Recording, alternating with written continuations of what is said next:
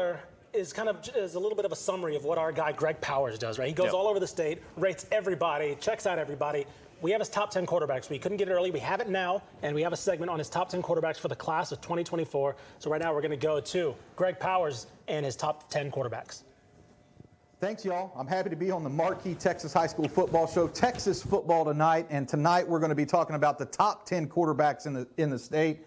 And at number 1, you're going to see DJ Lagway, Derek DJ Lagway, the Willis powerhouse who's committed to the University of Florida.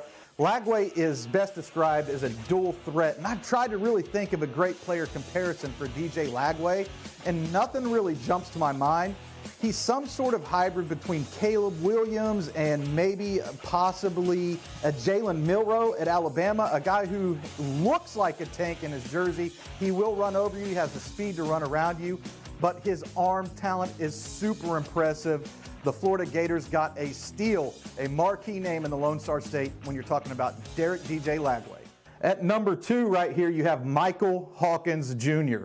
Michael Hawkins Jr. is committed to Oklahoma. His father, Mike Hawkins, also played at Oklahoma. He's a guy who I describe as silky smooth. He brings a lot of everything to the table. He doesn't panic in the pocket when he's underneath pressure. He can run well enough to be a dual threat, and he's extremely accurate when he passes the football. Looking down the list here, Texas Tech got a really good player in William Hammond from Hutto, a guy who can not only pass the ball efficiently, he's completed over 60% of his passes last season. He's a guy who can pull it down and run. He rushed for over 700 yards. And they were able to take that commitment from William Hammond and kind of build a recruiting class around him at Tech.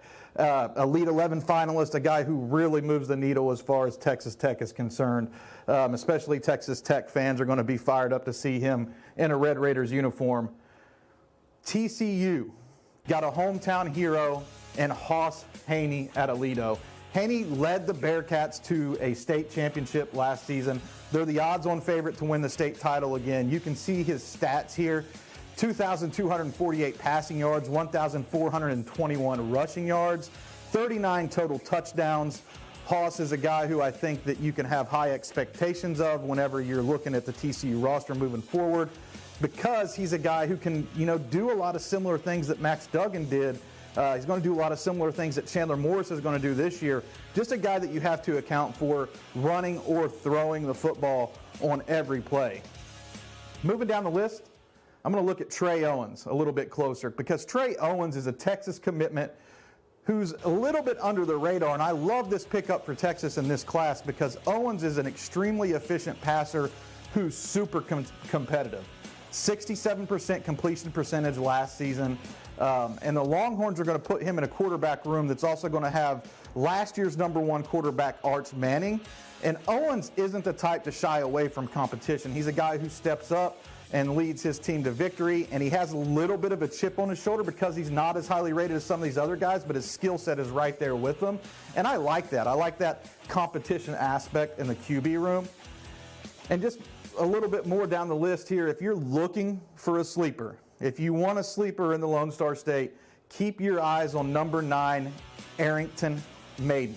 The Memphis commit led College Station to a state championship appearance last season. He has as big of arm as anybody else on this list, and he's extremely efficient. Another guy that really embraces the competition aspect of the quarterback position, and he's really entering his senior season riding a high. He's going to be a guy to definitely watch as College Station tries to make its march back to AT&T Stadium. Back to you guys.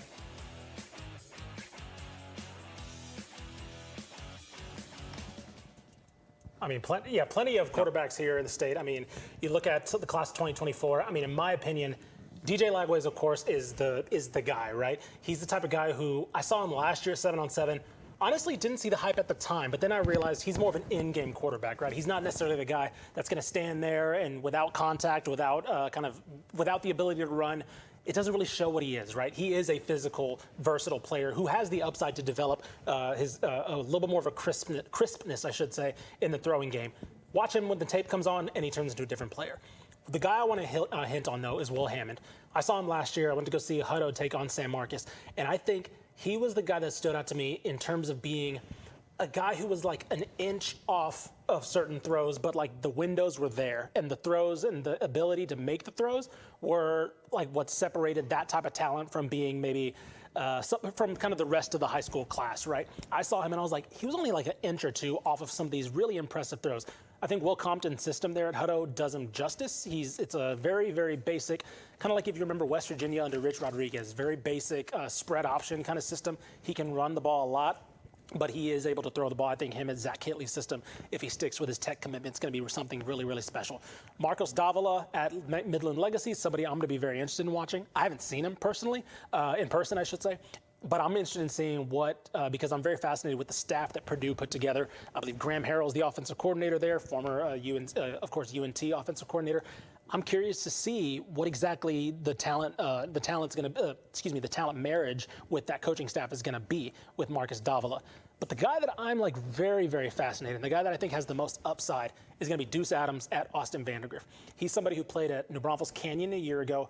Coach Travis Bush was there. He knew offense. He was a former UTSA offensive coordinator, did a stint in the NFL as a Buffalo Bills assistant. He's now at UTRGV, and now Deuce Adams is now at Austin Vandergrift. So the level is up a little bit, right? Austin Vandergrift was a state runner-up in 6A Division II last year, and now they kind of, it's a little bit of a different system, right? Travis Bush is a little bit more of a spread-out coach, let his quarterback kind of hang free. I'm curious to see what he's like in that, not only stepping up a level, in my opinion, and playing in the more Central Texas, Cedar Park, Leander area, with now state championship aspirations. I'm curious to see. I think his ceiling out of all these quarterbacks could be the highest in terms of production, because he was already putting up numbers for a pretty okay New Braunfels Canyon program. But now, now the competition level goes up, and I'm very fascinated to see him. I'll make my way down to Austin and go check him out. Well, it's really cool to get that precise breakdown. Of course, no one produces better talent than the state of Texas when it comes to football.